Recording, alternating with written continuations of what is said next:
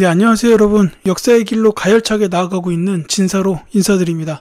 이 시간에는 2021년도에 시행된 52회 한국사 능력검정시험 기본에 대한 해설 강의를 진행하겠습니다.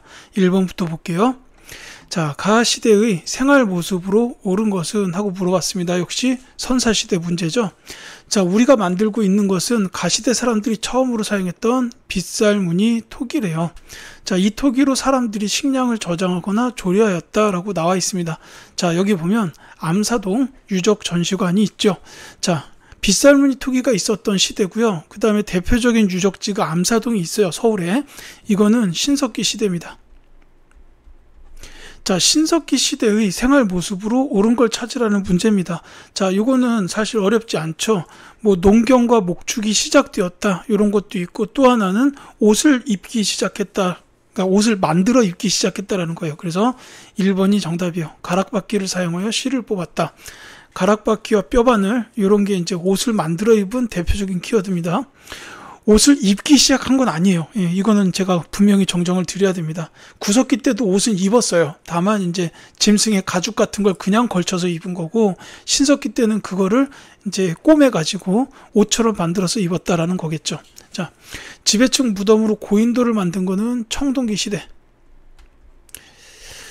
거푸집으로 비파형 동검을 제작한 것도 역시 청동기 시대고요. 철제 농기구를 사용하여 농사를 지은 거는 철기 시대로 보시면 되겠습니다. 자, 2번 갈게요. 자, 학생들이 공통으로 이야기하고 있는 나라를 지도에서 옳게 찾은 것은? 하고 물어봤습니다.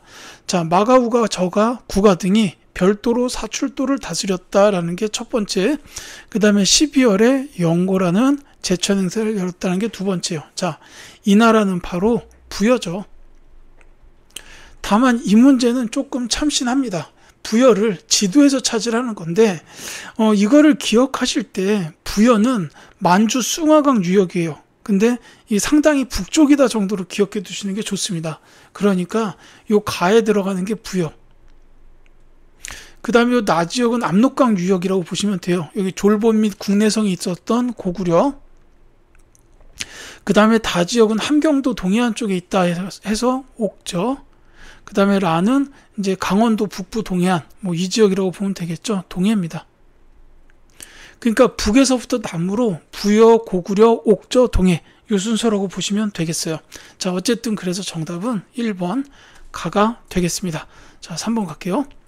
다음 가상 인터뷰에 등장하는 왕의 재위기간에 있었던 사실로 옳은 것은? 하고 물었습니다. 자, 즉위한 이후에 어떤 일을 하셨냐라는 물음에 국호를 신라로 확정하고 임금의 칭호를 마립간에서 왕으로 고쳤다라고 돼 있어요. 자, 신라로 확정, 그 다음에 마립간에서 왕으로 라는 게 중요합니다. 이때 이제 신라 국왕, 본격적으로 신라 국왕이 된 분이다라고 보면 돼요. 자, 이분은 바로 지증왕입니다. 이제 6세기의 신라에는 이제 개혁군주 세 분이 연이어서 등장을 해요. 이제 굉장히 성군이었던 분들이 지증왕, 법흥왕, 진흥왕 이 순서로 등장을 하는데, 그 중에 제일 먼저 지증왕이십니다. 자, 이분에 대한 대표적인 키워드가 이 신라랑 왕으로 고친 거 이것도 있지만, 또 한 가지가 있다면 영토 확장해서 우산국을 정벌했다라는 게 있어요. 그게 3번이에요. 이사부가 우산국을 정벌하였다라는 게 이제 지증왕 재위 기간에 있었던 사실입니다. 자, 다른 거 말씀드릴게요. 자, 불교가 공인되었다. 요거는 법흥왕이에요. 2차돈의 순교에 의해서 같이 기억하셔야 됩니다. 이제 2차돈의 순교에 의해서 불교가 공인되었다라고 보시면 되겠고, 이 노비 안건법이 시행된 거는 고려의 네 번째 왕 광종이죠. 노비안건법과 과거제 대표적 키워드입니다. 자, 황룡사 9층 목탑이 건립되었다. 요 황룡사 9층 목탑은 선덕 여왕 때고요. 다만 요 황룡사는 진흥왕 때 창건한 절이에요.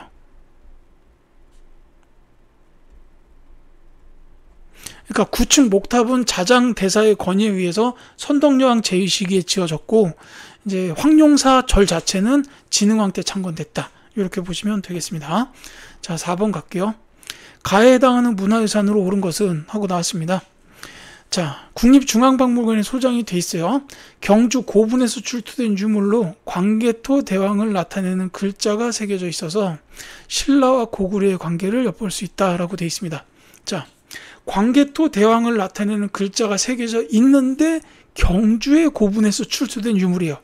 자, 그래서 이거는 좀 별도로 기억하셔야 되는데 바로 그 신라 경주 호우총에서 출토된 호우명 그릇입니다.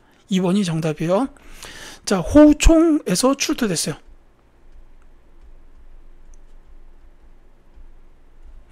자, 여기에 이제 그 밑바닥에 광개토지 호태왕이라는 요 시호가 새겨져 있습니다. 이게 이제 이때의 신라와 고구려의 관계를 엿볼 수가 있다라고 돼 있는 게 이 시기가 5세기쯤. 그러니까 이때가 고구려에서 신라의 요청에 의한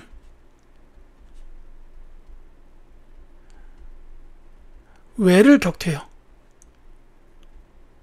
이때 고구려에서는 광개토 대왕이었고 이때 신라에 제위하던 임금은 뇌물 마립간이었습니다. 그래서 이 시기에 이제 고구려에서 그 외를 격퇴하면서 금관가야까지 쇠퇴했다는 것도 기억하셔야 되고요. 그래서 이제 이 과정에서 나온 이 호우명 그릇을 통해서 이 당시 신라와 고구려의 그 끈끈한 관계를 볼 수가 있다는 것까지 기억해 두시면 좋겠습니다. 자, 다른 거 말씀드릴게요. 전부 중요합니다. 금동 연가 7년명 열애 입상, 요거는 이제 고구려의 대표적인 불상이에요. 다만 여기 이제 광배 부근에 연가 7년이라는 연호가 써 있는데 이 연가라는 연호가 어느 시대인지는 정확히 아직 밝혀지진 않았습니다만 고구려의 불상은 확실하다라는 거고, 그 다음에 요 철제 판가복과 투구, 요거는 가야, 이제 가야의 대표적 그 유물 중 하나예요. 산수무늬 벽돌, 요거는 백제입니다. 자, 이렇게 이해하시고요. 5번 가겠습니다. 밑줄 그은 이 왕으로 오른 것은, 자, 충남 공주에 있는 이 무덤은 중국 남조의 영향을 받아서 벽돌로 만들어졌습니다. 자, 이곳에서 출토된 묘지석을 통해 무덤의 주인공이 이 왕임을 알 수 있습니다. 라고 되어 있어요. 자, 백제의 유일한 왕릉입니다. 무령왕릉인데요. 따라서 이 왕은 바로 무령왕입니다. 3번이 정답이에요. 자, 이 무령왕릉은 이제 공주 가시면 한번 가보시는 거를 추천을 드립니다. 예, 볼 것도 많고요. 그 다음에 이 내부 모습 이렇게 둘러보면, 참, 이 당시에 그 문화가, 여기저기에 문화가 많이 있었구나. 일본도 있고, 중국도 있고, 백제도 있고, 막 그래요. 이제 뭐 여기에 보면 뭐 석수, 진묘수라고 부르는 그 무령왕릉 석수도 볼 수 있고, 가가지고 이렇게 보시면 좋겠습니다. 실제 무덤 모습은 아니고, 거기는 이제 보존 상태 때문에 따로 이제 관리가 되고 있고, 그 바로 옆에다가 똑같이 복원을 해 놓은 곳이 있어요.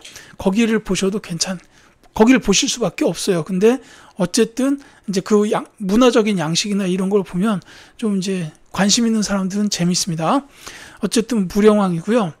그 다음에 이제 성왕은 이제 수도를 사비로 옮기고 국호를 남부여로 고쳤고, 이제 한강 유역을 신라와 함께 차지했다가 진흥왕에 의해서 배신을 당해서 관선선 전투를 벌이지만 전사하시는 왕, 이거 기억하셔야 되고, 이 고이왕 같은 경우에는 관복과 관등을 제정했던 이제 초창기의 왕이에요.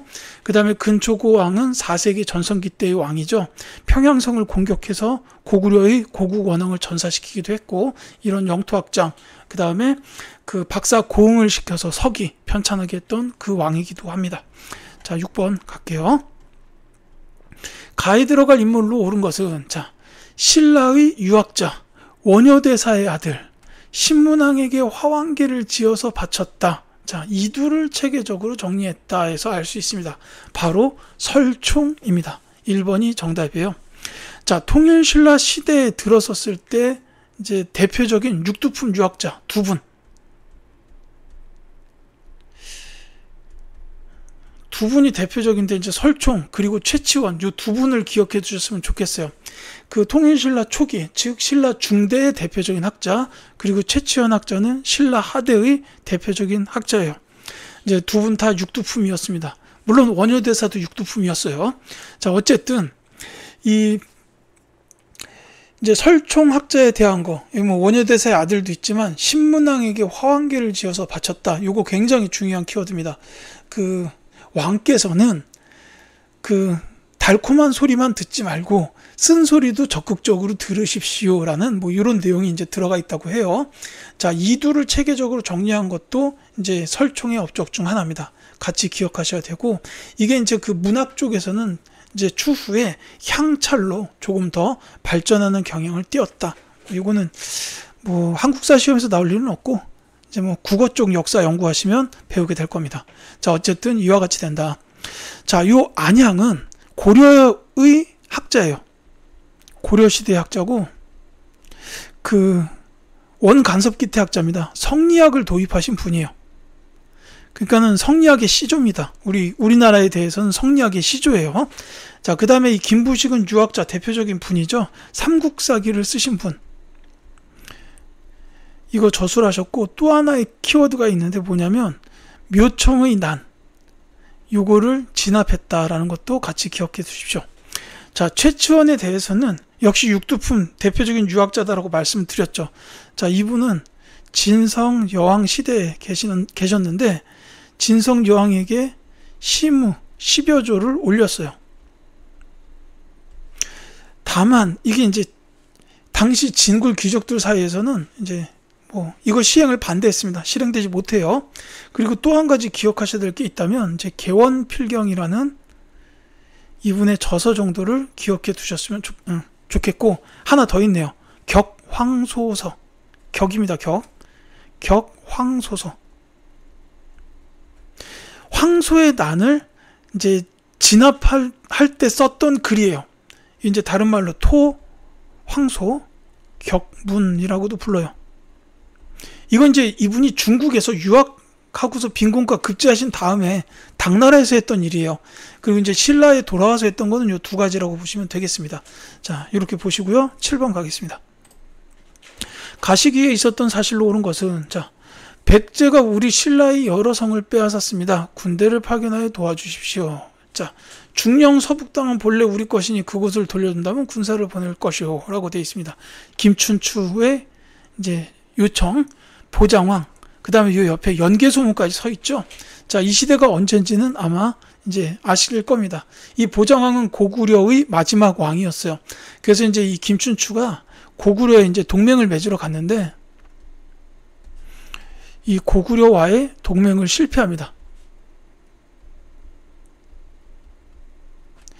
중령 서북 땅은 본래 우리 것이니, 지금 이제 신라가 차지하고 있던 한강 지역을 말하는 거죠. 그래서 이걸 줘라. 그럼 군사 보내줄게. 이렇게 나오니까 당연히 이게 동맹이 성립할 일이 없잖아요. 그러면 이런 식으로 따지면 이제 백제에서 사신이 와가지고 거기 우리 땅이 돌려주시오 막 이럴 수도 있지 않습니까? 말도 안 되는 일이죠. 그래서 이제 김춘추가 이제 동맹을 못 맺고 이제 가가 있었던 다음에, 자, 이곳 황산벌에서 신라군에 맞서 죽을 각오로 싸우자 계획이에요. 자, 요거 이제 황산벌 전투죠.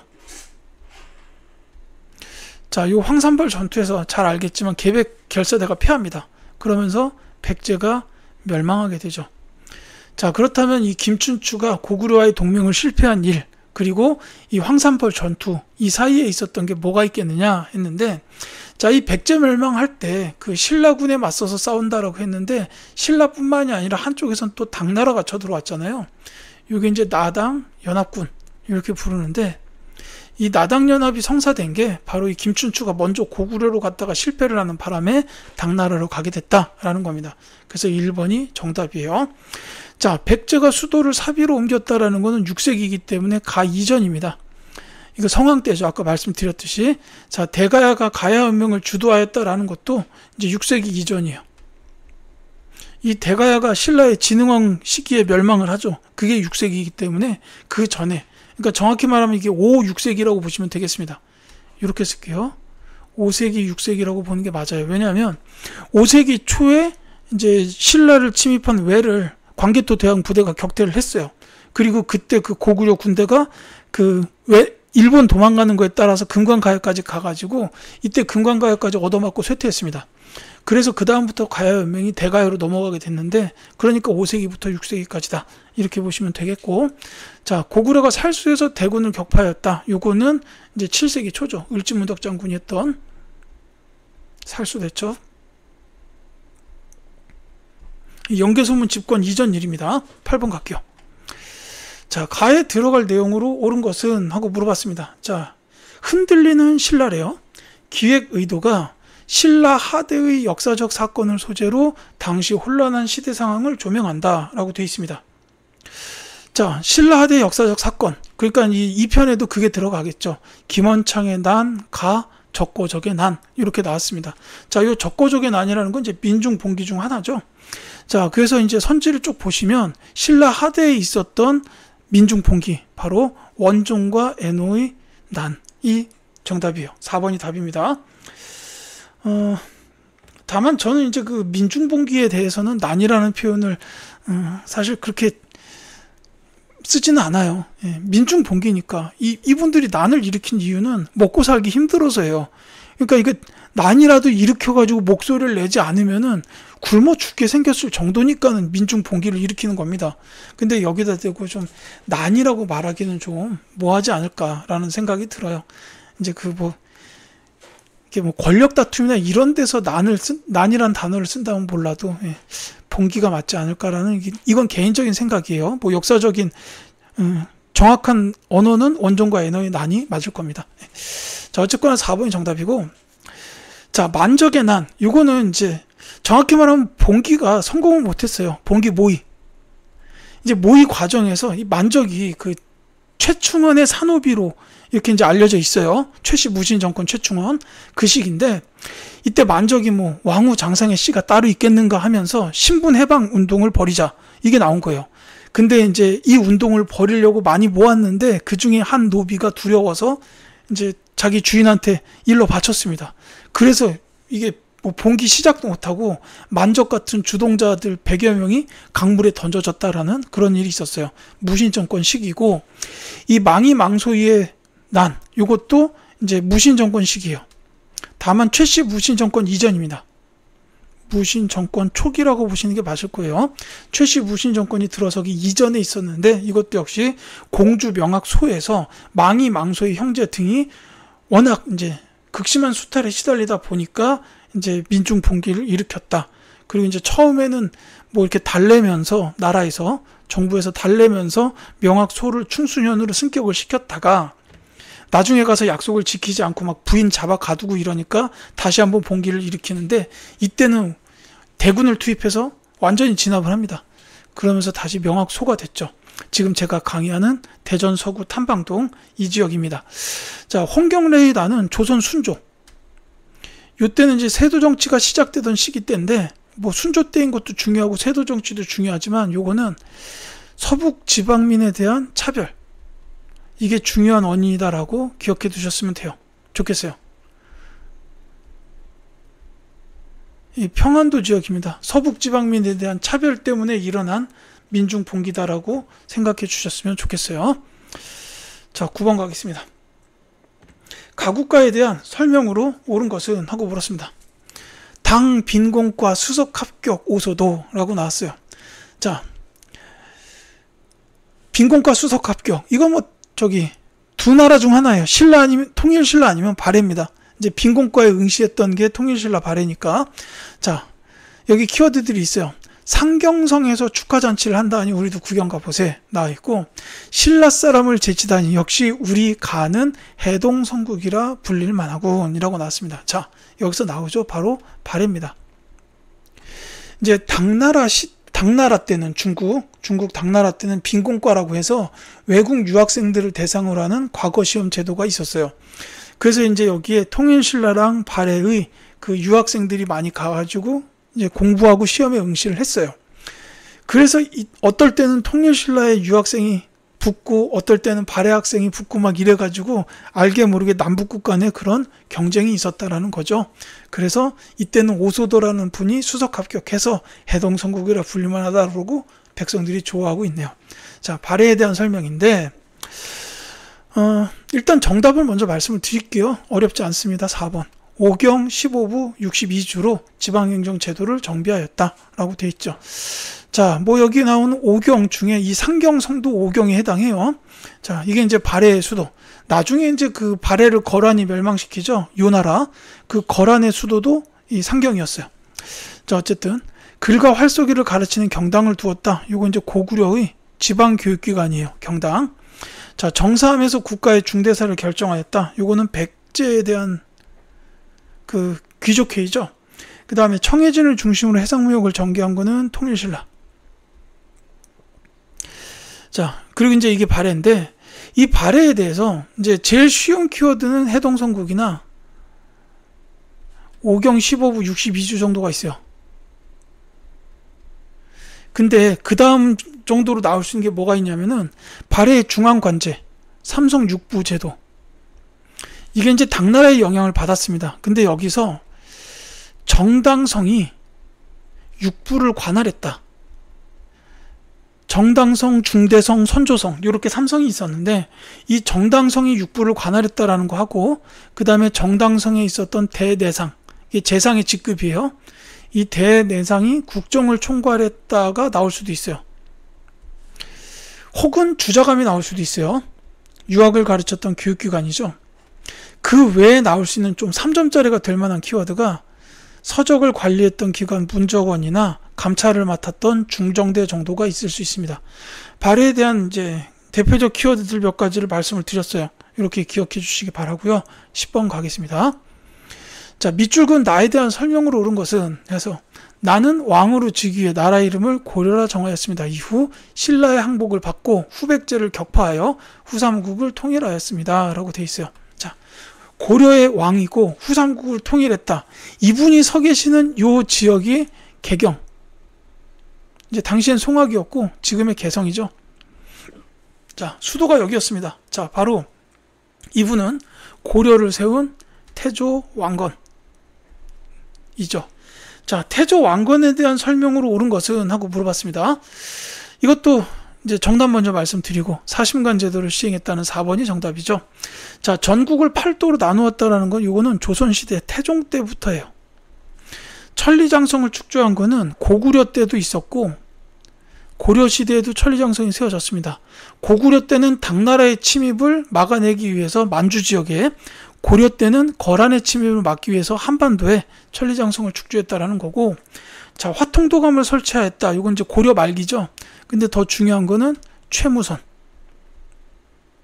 이분이 화약의 아버지로 이제 우리나라 화약 기술을 도입하고 발전하는데 지대한 역할을 하셨어요. 자, 요건데 이 태조 왕건에 대해서는 정말로 알아야 될 게 많습니다. 뭐 후삼국 통일했고 북진 정책했고 후녀 10조 남겼다. 이런 게 이제 가장 중요하고요. 뭐 그 외에도 호족에 대한 그 포용, 그 다음에 호족 견제 정책. 이 호족에 대한 포용 정책으로는 이제 역분전을 지급했다. 이게 수조권이죠. 그 다음에 이제 결혼 정책. 유력한 호족의 딸과 결혼을 했어요. 왕건이. 부인이 29이죠. 그 다음에 사성 정책. 성을 내렸다라는 겁니다. 왕씨 성을 내린다든지 이렇게 했어요. 자, 그 다음에 이 호족 견제로는 대표적으로 이제 여기 나와 있는 사심관 제도. 그 다음에 이제 유력한 호주의 자녀를 개경에 와서 살게 했던 기인 제도, 이런 것들이 있습니다. 이 사심관 제도의 대표적인 사심관이 김부, 경순왕이죠. 이분 이제 경주 지역의 사심관인데, 요거는 이제 이제 많은 권한을 주고 대신에 책임도 엄청나게 지우는 그런 제도로 보시면 돼요. 이제 이런 게 있고, 그 다음에 또 나오는 게 정계나 계백, 료서. 이런 걸 지어서 관리들의 규범을 제시했다라는 것도 이제 태조 왕건의 이제 업적 중 하나다라고 보시면 되겠습니다. 자, 이렇게 해서 10번까지 설명드렸고요. 11번부터는 다음 영상에서 계속해서 설명드리도록 하겠습니다.